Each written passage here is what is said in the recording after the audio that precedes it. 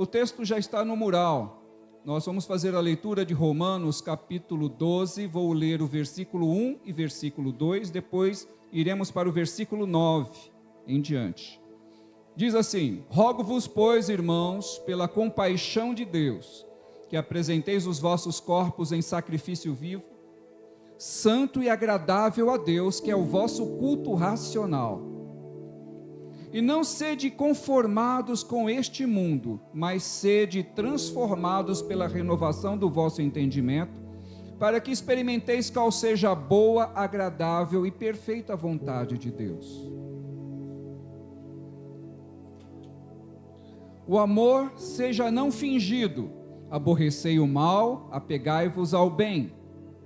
Amai-vos cordialmente uns aos outros com amor fraternal, preferindo-vos em honra uns aos outros. Não sejais vagarosos no cuidado, sede fervorosos no espírito, servindo ao Senhor. Alegrai-vos na esperança, sede pacientes na tribulação, perseverai na oração. Comunicai com os santos nas suas necessidades, segui a hospitalidade. Abençoai os que vos perseguem, abençoai e não amaldiçoeis. Alegrai-vos com os que se alegram, chorai com os que choram. Sede unânimes entre vós, não ambicioneis coisas altas, mas acomodai-vos às humildes, não sejais sábios em vós mesmos. A ninguém torneis mal por mal, procurai as coisas honestas perante todos os homens. Se for possível, quando estiver em vós, tendes paz com todos os homens. Não vos vingueis a vós mesmos, amados, mas dai lugar à ira, porque está escrito: minha é a vingança, eu recompensarei, diz o Senhor. Portanto, se o teu inimigo tiver fome, dá-lhe de comer, se tiver sede, dá-lhe de beber, porque fazendo isto amontoarás brasas de fogo sobre a sua cabeça. Não te deixes vencer do mal, mas vence o mal com o bem. Vamos orar? Ó Deus, nós entramos na Tua presença e desde já Te exaltamos e glorificamos, porque reconhecemos que o Senhor é aquele que nos dirige, é aquele que nos chamou na Sua maravilhosa graça. Pai, ministra sobre cada um de nós a Tua bondade, a Tua fidelidade, a Tua misericórdia. E desde já Te agradecemos por essas bênçãos, no nome de Jesus. Amém. Só pedir uma gentileza. Ô Joás, eu esqueci de tirar o automático, ele está mudando a iluminação aqui. Aí fica mudando, atrapalha aqui a minha visão. Nós lemos em Romanos 12, o apóstolo Paulo escreveu para uma comunidade. Essa comunidade é uma comunidade que ele ainda não havia conhecido, aqueles irmãos, e por conta disto, ele envia uma carta a essa comunidade.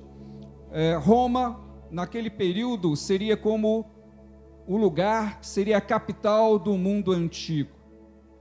O Império Romano foi o império mais longínquo, foi o império que durou 300 anos, o império que dominou vasta extensão de terra no Oriente.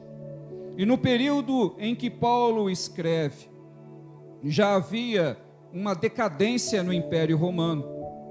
Se não fosse essa decadência, a forma de vida no Império Romano era uma forma de vida promíscua. Os romanos, por sua vez, eles eram idólatras, adoravam vários deuses, tinham vários rituais, eram profanos, eram dados a muito vinho, eram dados a festas profanas, eram pessoas também violentas. O próprio imperador e a forma como eles se relacionavam era uma forma extremamente violenta. Alguns dos imperadores que assumiram mataram mãe, mataram pai, tio, irmãos, tudo para assumir o poder. E o povo de Deus, o primeiro grupo de cristãos que estavam ali, era um grupo de cristãos que estavam eram cristãos, muitos que tinham vindo de Jerusalém, mas também existiam gentios, ou seja, aqueles que não eram de nacionalidade israelense ou israelita, também estavam ali. E Paulo escreve para aquele povo, para um povo que estava vivendo em uma sociedade extremamente corrompida, numa sociedade extremamente violenta. Paulo escreve para aqueles irmãos, para que eles fossem diferentes, para que mesmo vivendo em uma sociedade tão corrompida como aquela, a postura que se esperava dos cristãos era uma postura completamente diferente.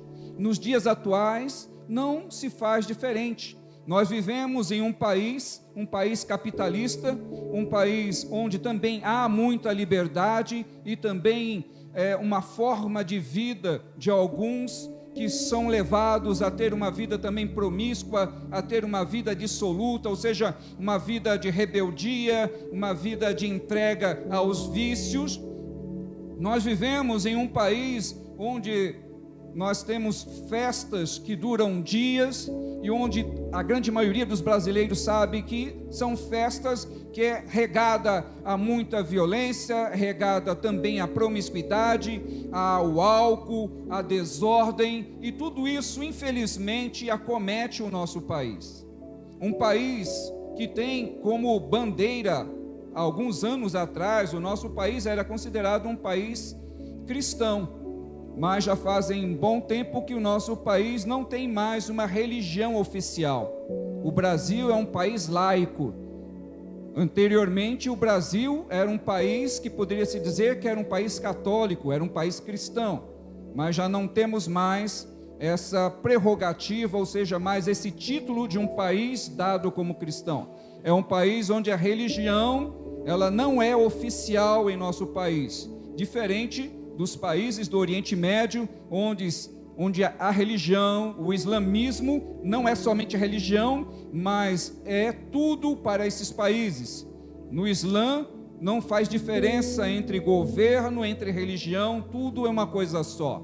Em alguns países da Ásia, como nos países como a Índia, onde a religião hindu é uma religião que também vive uma mentalidade de muitos deuses. Em outros países da Ásia também acreditam-se em reencarnação, acreditam em mudança, em pessoas que podem reencarnar.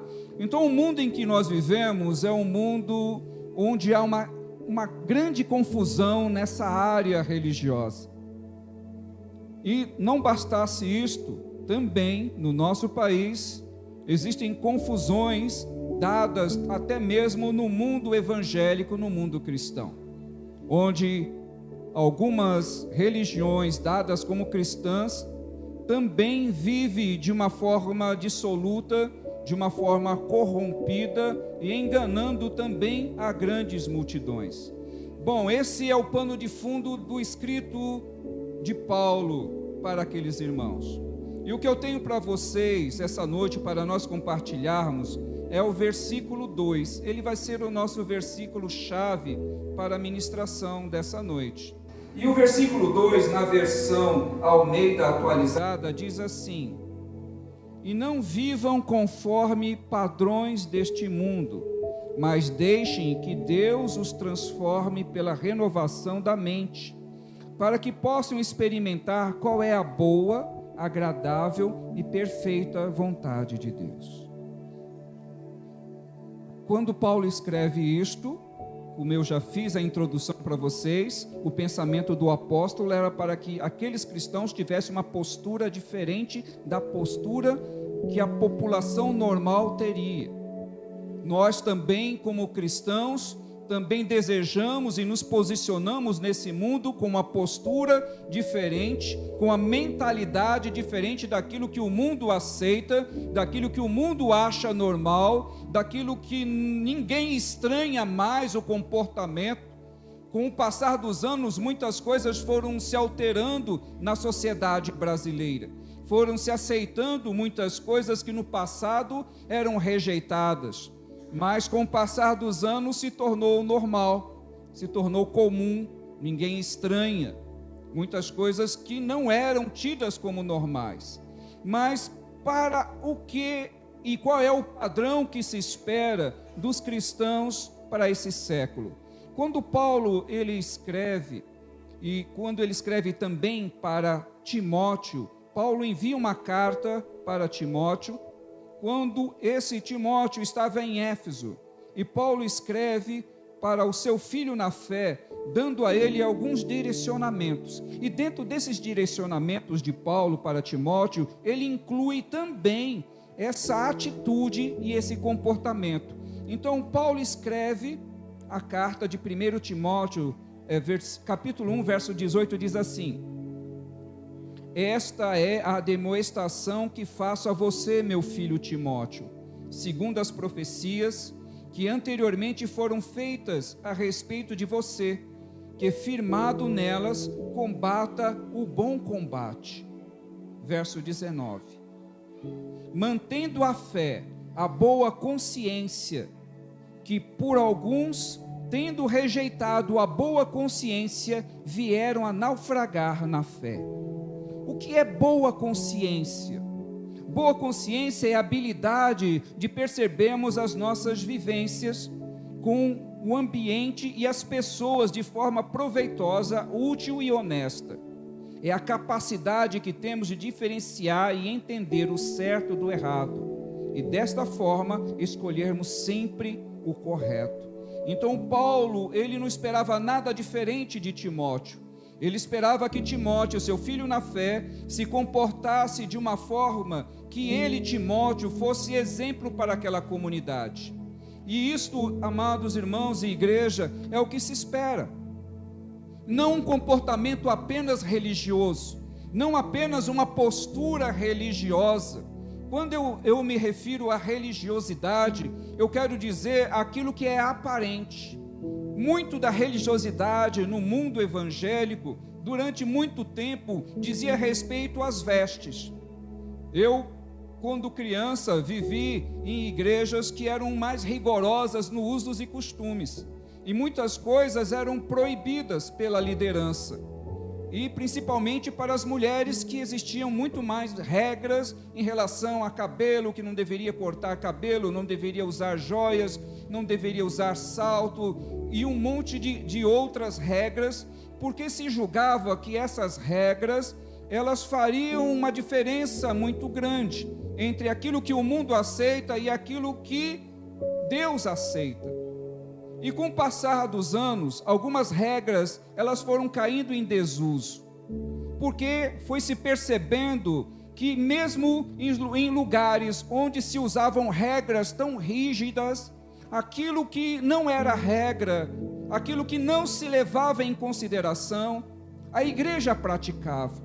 Um exemplo disto é, nos lugares onde era extremamente rigoroso os usos e costumes, muitas das mulheres e irmãs, elas ficavam medindo, quase que medindo o corte de cabelo, para perceber se alguma irmã havia cortado um dedo do cabelo, perceber se alguma irmã havia feito alguma coisa que ferisse a doutrina rígida da igreja. E isto não era tido como pecado. Se olhava para as vestes, para a roupa, para um comportamento, e esquecia que aquela pessoa estava ali avaliando outra, estava muitas vezes entregando uma irmã para o pastor ou para a esposa do pastor. E no período em que eu vivi, quando alguém estava fora de conformidade com aquele padrão rígido, a pessoa não tinha mais oportunidade, tinha que ficar de banco. Essa frase ficar de banco não é apenas ficar sentado, é ficar sem oportunidade na igreja. Então, para quem não viveu isto, não sabe, não viveu esse período, não tem ideia de como era constrangedor para uma pessoa ficar de banco numa igreja pentecostal. Porque quando a pessoa ficava de banco e aquela pessoa era uma pessoa que sempre estava cantando, ou estava pregando, ou estava dando testemunho, todos sabiam que a pessoa estava em pecado. Então a igreja, de uma certa forma, mirava naquele irmão ou naquela irmã que estava fora de conformidade. E isso é constrangedor. E o constrangimento não era visto.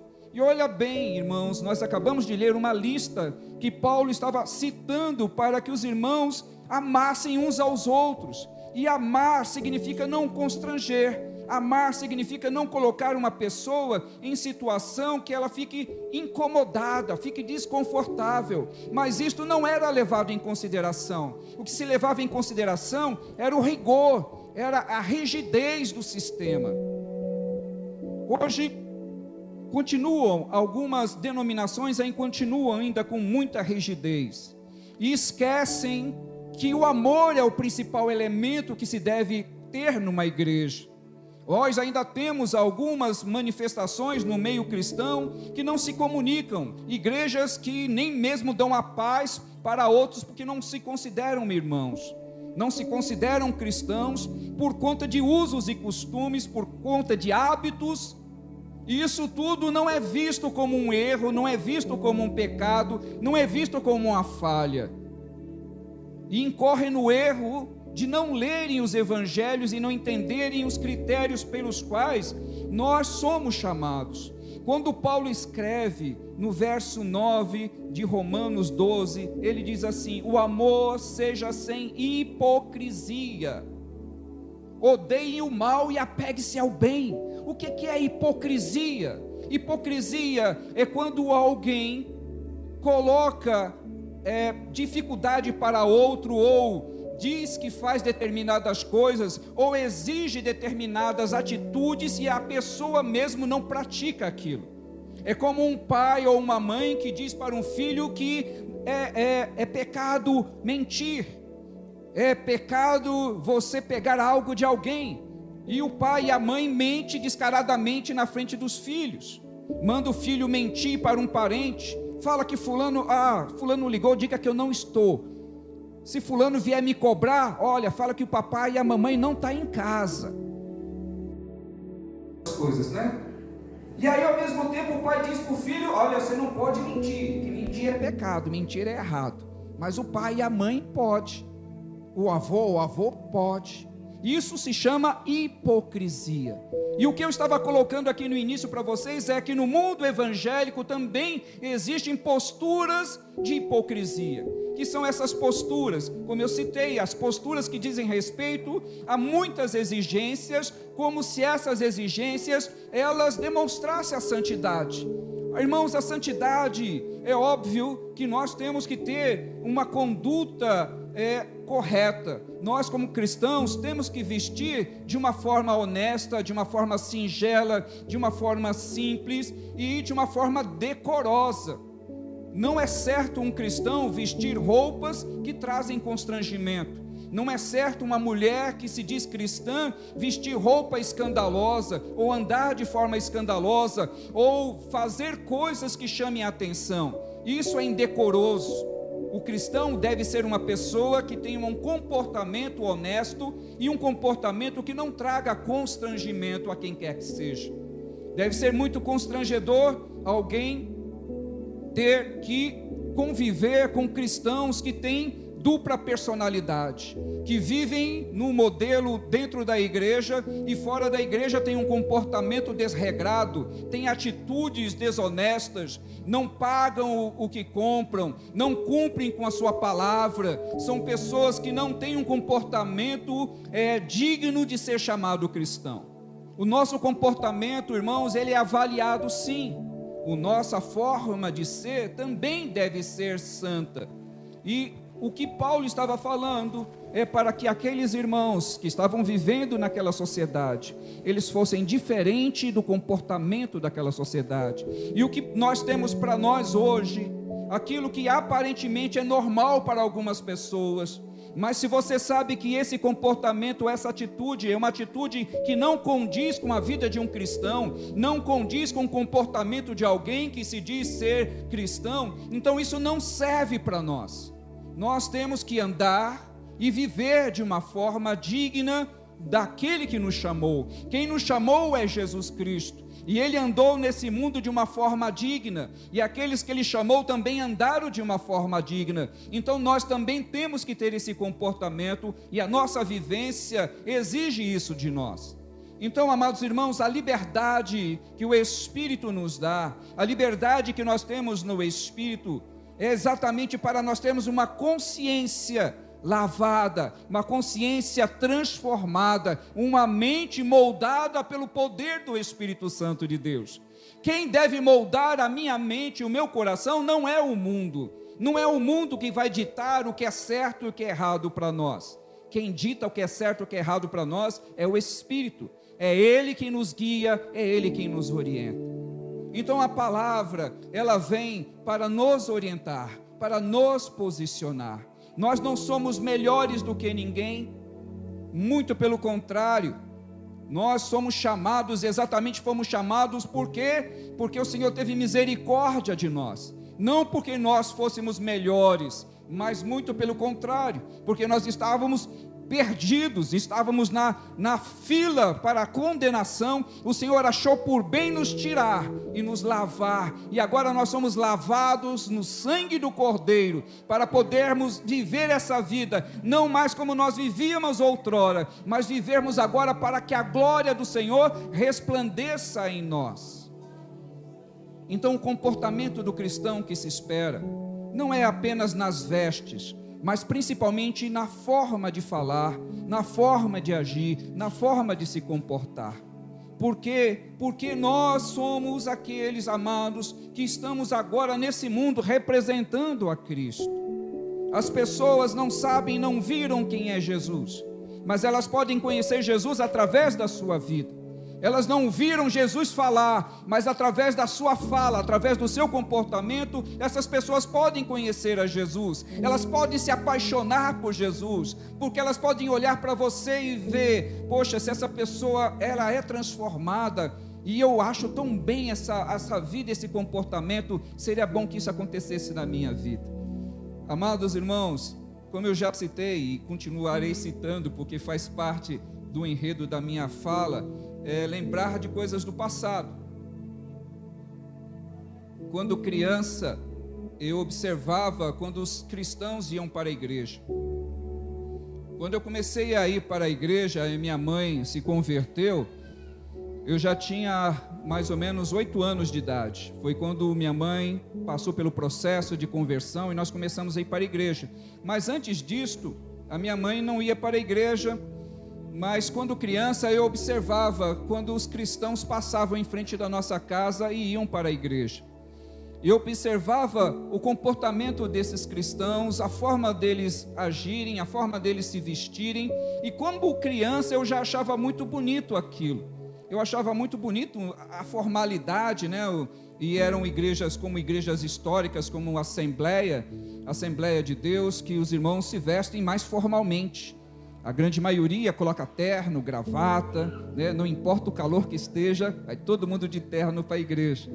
Isto, quando eu era criança, eu achava tão bonito ver o comportamento daqueles irmãos, porque quando nós somos convidados para ir a um casamento, a alguma festa, você geralmente vai usar o melhor que você tem, né? Se você for convidado para ser um padrinho ou uma madrinha, você não vai de qualquer forma. Se for homem, geralmente vai alugar ali um terno, né, e vai de conformidade.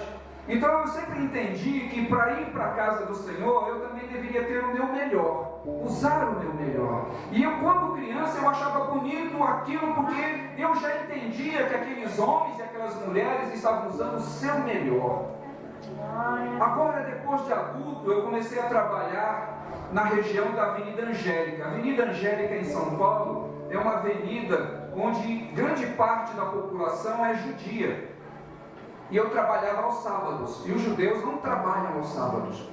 E quando eu saía do meu serviço por volta das 11 horas e descia a Avenida Angélica, eu via os judeus caminhando pela Avenida Angélica, homem vestido de terno, as mulheres com roupa social e as crianças todas bem arrumadinhas, porque é o sabá, o sábado judaico. E o judeu no sábado, ele se veste como se fosse para uma festa.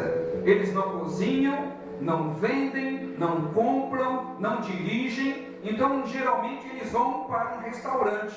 E eu vi aquela família ali tão bonita, todo mundo, né, bem vestido. Ou seja, eles estavam se vestindo assim para Deus, oferecendo para Deus o seu melhor. Esse entendimento, irmãos, de que o Senhor merece sempre o nosso melhor, é um entendimento saudável, não apenas na questão das vestes, Mas eu estou falando da forma de se vestir, porque no nosso país, né, a forma de se vestir mais formal, geralmente é quando nós vamos para um local formal. Mas quando você entende que o melhor que você pode fazer para o seu Senhor é entregar a Ele o seu coração, entregar a Ele o seu culto. Por isso que Paulo fala aqui, logo no primeiro: vós, pois, irmãos, pela compaixão de Deus, que apresenteis o vosso corpo em sacrifício vivo, santo, agradável a Deus, que é o vosso culto racional.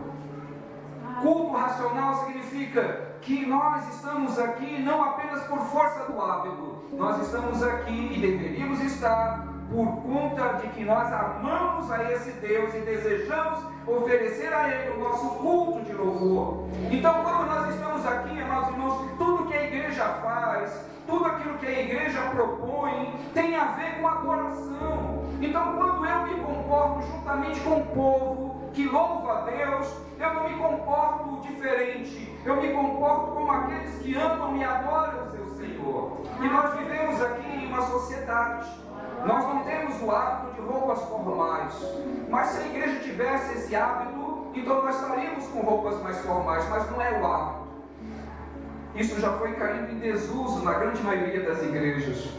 E esse comportamento, irmãos, que eu estou citando aqui, não é apenas o exterior, porque no exterior eu posso estar muito bem, mas interiormente eu posso estar distante desse meu Deus. E é disso que nós estamos falando aqui, não apenas daquilo que é exterior, ou seja, avaliar o meu irmão apenas pelo exterior, e esquecer que à medida que eu estou avaliando o meu irmão, eu tenho que olhar primeiro para mim, para a minha vida, para que eu não seja hipócrita, ficar condenando aos outros quando eu mesmo não pratico aquilo que eu gostaria que fosse praticado. Então, quanto ao zelo, não sejam preguiçosos, sejam fervorosos de espírito, servindo ao Senhor. Por que, irmãos, fervorosos? Porque para outras coisas, às vezes as pessoas são tão felizes, para outras coisas as pessoas vão tão alegres, para fazer outras situações ou ir para outros lugares, vão cheios de alegria, mas quando chega o momento de ir para a igreja, parece que bate aquela deprê, aí a pessoa fica com aquela cara sisuda, pronto, eu vou ter que ir para a igreja, quando deveria ser o contrário. Vir para a casa do Senhor deve ser um momento de alegria, um momento de desprendimento, um momento que nós façamos isso com alegria, irmãos. Como eu citei para vocês, durante um período, antes de entender esse processo tão maravilhoso de servir ao Senhor, eu e meus irmãos, nós íamos para a igreja porque minha mãe obrigava. Minha mãe obrigava nós irmos para a igreja. Aí nós deixávamos para ir, minha mãe ia na frente e nós íamos quando passasse bastante tempo. Porque para nós éramos obrigação apenas. Não entendíamos aquele processo. Não havia acontecido uma conversão. Quando a pessoa passa pelo processo da conversão, isso muda. Muda porque você vai entender, você vai sentir, não vai ser apenas vir aqui cumprir tabela, mas quando você sai da sua casa, aliás, quando você já está na sua casa, preparando-se para vir para a casa do Senhor, o seu culto começa lá na sua casa. No momento em que você vai para o banho, no momento em que você está trocando de roupa, o seu culto já começa ali. Eu digo isso porque assim tem sido na minha vida durante muitos anos. A alegria de estar na presença do Senhor. Como eu citei para vocês, quando eu era criança era obrigação. Mas tinha algo que eu gostava de fazer que não era obrigação. Eu gostava de ir para a escola bíblica dominical. Quando eu era criança, amava ir para a escola bíblica. Era muito bom. Muito bom porque o meu pastor levava biscoito para a igreja. Dava bala, dava doce. Né? Não é que a criança seja interesseira, né? Mas eu era. Eu e os outros eram desinteresseiros. Mas era bom participar daquele culto que era infantil. E com o passar do tempo, aquilo também deixou de ser importante. Aquilo que haveríamos de comer passou a fazer parte da nossa vida, o cultuar ao Senhor. Então o que eu coloco para vocês, amados irmãos, é que quem transforma o nosso coração é o Espírito Santo de Deus. Pode ser que você não esteja vivendo esse tempo ainda. Pode ser que para você ainda seja algo obrigatório, seja forçado você vir para a igreja, ou talvez você venha por obrigação. Mas quando chegar esse tempo de você viver essa transformação que o Espírito Santo faz, você vai perceber que cada minuto na presença do Senhor, que cada instante na casa do Senhor é uma tremenda alegria. Fica estranho para quem não vive isso. Fica estranho para alguém que não vive essa alegria, ver pessoas felizes na casa do Senhor. Parece até que é uma provocação. Como é que pode ficar feliz? Mas dá, irmãos, dá para ficar feliz, porque quem faz isso é o Espírito Santo. O Espírito Santo muda o nosso comportamento, muda a forma de ser, muda a forma de nós olharmos as coisas. E a partir desse momento, isso passa a ter significado para nós. Assim como a oração. Para quem ainda não aprendeu a orar, quando alguém fala que um período de oração parece que é um castigo. Para algumas pessoas, orar 10 minutos parece uma eternidade. Orar 15, então, nem se fala. Mas a partir do momento que você começa a desenvolver essa intimidade com o seu Deus, você começa a ter intimidade, profundidade, ter assunto com o seu Senhor, você vai começar a sentir o desejo de orar. E veja como o nosso Deus é um Deus que quer ter intimidade. Aquilo que Deus diz na sua palavra, na boca dos profetas, Ele diz: eu amo os que me amam, e os que de madrugada me buscam, me acharão. Por que não os que de meio-dia me buscam, me acharão? Não porque os que acordam às 10 me acharão, mas o Senhor exige que a primícia do seu dia seja para Ele. Então a madrugada é o momento que você está colocando intimamente o Senhor sobre todas as coisas na sua vida. Porque quem vai levantar pela madrugada está abrindo mão de um descanso, de um momento que é o momento mais agradável na cama, exatamente o momento da madrugada. Então, se você ama Deus o suficiente para deixar a sua cama e entrar na presença dEle em oração, o Senhor vai receber a sua oração, porque Ele entende que aquele momento é um momento exclusivo, seu e dele. Então, o Senhor diz que Ele responde à oração. O Senhor diz que Ele vai estar contigo naquele momento. Então, entenda, irmãos, que viver o cristianismo é algo que você dá e você recebe. O cristianismo não é só receber. O cristianismo é você também oferecer ao seu Senhor. Então, quando eu ofereço adoração, quando eu ofereço louvor, quando eu ofereço o melhor do meu dia, a primícia do meu dia para o meu Senhor, Ele devolve isso para a minha vida e para a sua vida. O apóstolo Paulo vivenciava isso, e todos os homens que vivenciaram isso testemunharam como é bom estar na presença desse Senhor, como é bom poder usufruir da presença desse Senhor. E Paulo escreve assim: não vivam conforme os padrões deste mundo. Quais são os padrões desse mundo, irmãos? O padrão do mundo é você fazer apenas aquilo que você gosta. Isso é o padrão do mundo. E qual é o padrão da Bíblia? É você abrir mão do que você gosta para adorar aquele que te ama, aquele que te ama. Então o mundo prega que nós devemos ter mais e mais conforto. O cristianismo diz: não, abra mão do seu conforto para você entrar na presença de Deus. No momento onde está silêncio, onde a cidade está silenciosa, onde as pessoas estão dormindo, então você vai ter um tempo íntimo com seu Senhor. Os padrões do mundo, irmãos, não servem para nós. Os padrões do mundo, eles deturpam as coisas de Deus. Então, viver de conformidade é viver o padrão de Cristo. Nesse mesmo versículo-chave, ele diz assim: mas deixem que Deus os transforme pela renovação da mente. Como eu disse, o apóstolo escreveu para uma comunidade que vivia padrões morais muito baixos. Os padrões morais do povo romano eram baixíssimo. E aqueles padrões não serviam. Os padrões que Deus exige são padrões mais altos.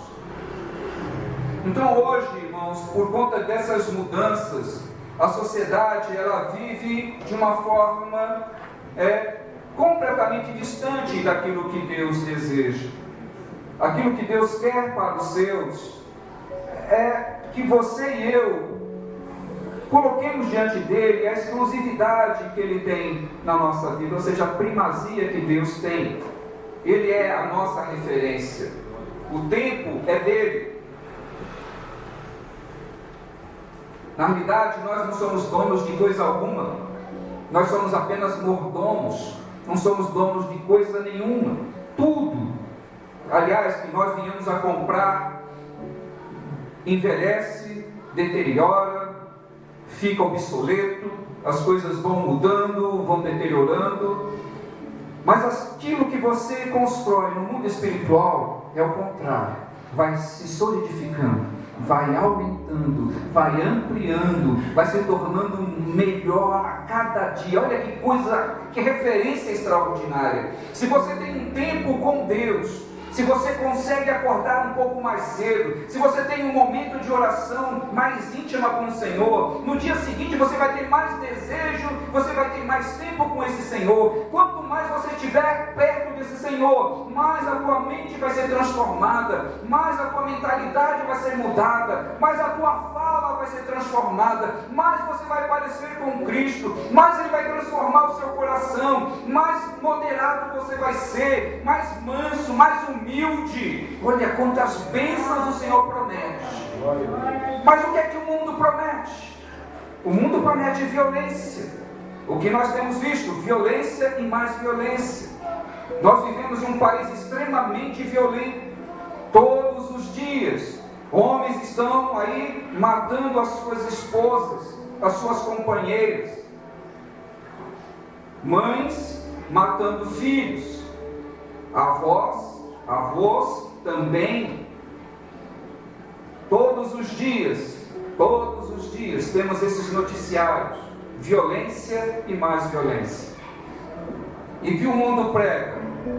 O mundo prega que aquele que for mais esperto, que pegue o seu e guarde. E o que a Bíblia ensina? Aquele que tem, reparta com os outros. Olha que diferença isso. É completamente diferente. O que o mundo espera é que você tenha mais e acumule cada vez mais. Que o mundo espiritual espera que você tenha para repartir com os outros, que você possa compartilhar. Isso é o padrão de Cristo. O padrão do mundo é bem diferente. Então nós somos convocados para experimentar qual é a boa, agradável e perfeita vontade de Deus.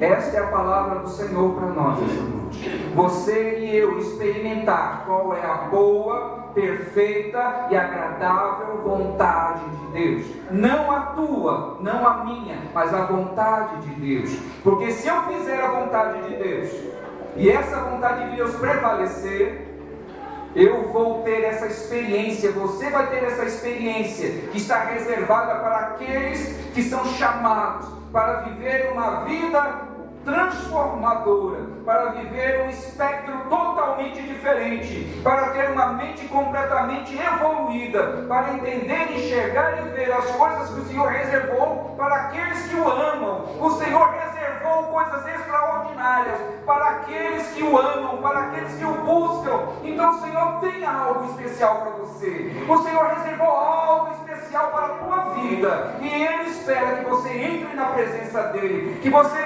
viva nesses dias buscando esse algo extraordinário. Porque o comum, porque aquilo que todo mundo faz, porque tudo aquilo que todo mundo também entende, irmãos, isso já todos estão fazendo. Saia do comum, entre no extraordinário. O Senhor está te chamando para viver o extraordinário. Porque o ordinário é todos os dias. Todos os dias nós fazemos as mesmas coisas. Você levanta, vai para o banheiro, faz aquilo que tem que fazer, depois come, depois dorme de novo, e passa a tarde, o dia. Isso é o ordinário. O que é o extraordinário? É você ter um tempo com esse Deus. É você dedicar algo para esse Deus. É você investir no mundo espiritual. para que eu e você possamos dar testemunhos, para que eu e você vivamos a glória do Senhor nessa terra, nós temos que experimentar esse extraordinário. E é o que Deus reserva para os seus, é o que Deus reserva para nós nesses dias. Então desfrute da presença desse Deus. O Senhor, quando Ele criou Adão e Eva, a Bíblia nos diz que o Senhor, todas as tardes, Ele vinha para conversar com o homem. E encontrava o homem e conversava com o homem. Quando Adão peca, ele se esconde da presença de Deus. E Deus volta a falar com o homem. Mas aí Adão se esconde da presença do Senhor. Por quê? Porque se viu nu. Ele conseguiu enxergar que ele estava nu. E antes ele não tinha essa percepção. Ele estava diante do Senhor, andava nu e não se sentia nu. Mas a partir do momento que ele peca, ele perde a comunhão com Deus. E passa a olhar o seu corpo como algo ruim, como algo pernicioso. Quando na realidade Deus conhece a cada um de nós, vestidos ou não vestidos, Deus sabe quem nós somos. Agora a intimidade, irmãos, é o movimento que eu e você podemos fazer em direção a esse Deus. E isso Ele fez. Deus restaurou a comunhão com o homem através da vida de Cristo Jesus. Jesus restaurou a comunhão. Então você e eu podemos entrar na presença desse Deus, no Santo dos Santos. Você está vestido adequadamente para entrar na presença do Senhor. As vestes são brancas, as vestes que você tem, não é essa roupa que você está vestindo aí. O Senhor não te enxerga com essa roupa. Quando nós entramos na presença dEle, Ele nos vê com as vestes brancas, purificadas, com o sangue do Cordeiro. Então você pode entrar na presença de Deus, santificado, limpo.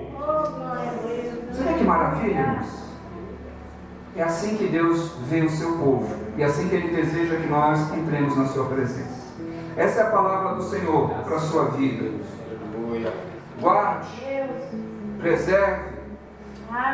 Não apenas ouça, mas pratique, irmãos. Não seja apenas ouvinte, mas praticante da palavra. Porque o ouvinte apenas ouve e aquilo passa. Mas o praticante, à medida que faz, vai se tornando uma identidade. Quem pratica, acaba se tornando uma identidade com Cristo. Amém? Amém.